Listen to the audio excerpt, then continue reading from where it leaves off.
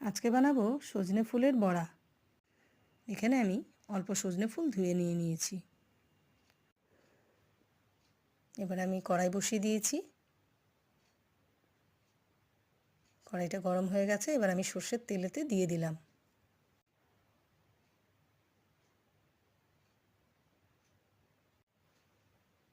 এবারে সজনে ফুলের মধ্যে আমি বেসন দিয়ে দিচ্ছি।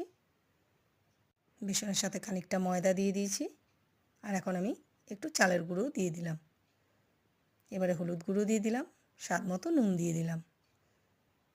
এবারে কিছু কাঁচা লঙ্কা কুচি করে দিয়ে দিচ্ছি, অল্প পরিমাণ জল দিয়ে দেব। ভালো করে মেখে নেব।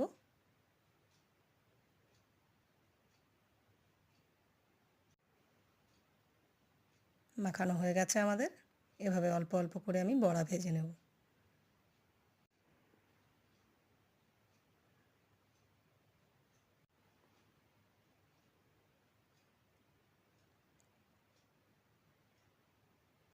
সজনে ফুল খেলে বসন্ত রোগ হয় না, তাই এ সময় যে কোনোভাবেই আপনারা সজনে ফুল সবজিই হোক বা এভাবে বড়া বানিয়ে বাড়িতে খাবেন। বড়াগুলো আমি পাল্টে নিচ্ছি।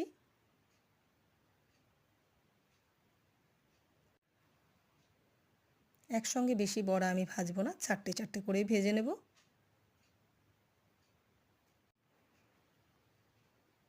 ভাজা হয়ে গেছে, এবারে তুলে রাখছি।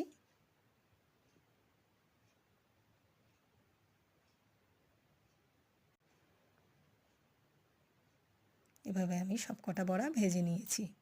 গরম ভাতের সঙ্গে এই বড়া খেতে দারুণ লাগে। আপনারা বাড়িতে বানিয়ে খেয়ে অবশ্যই কমেন্টে জানাবেন আপনাদের কেমন লেগেছে। আমার এই ধরনের রান্না যদি আপনাদের ভালো লেগে থাকে, তাহলে আমার এই চ্যানেলটাকে সাবস্ক্রাইব করবেন।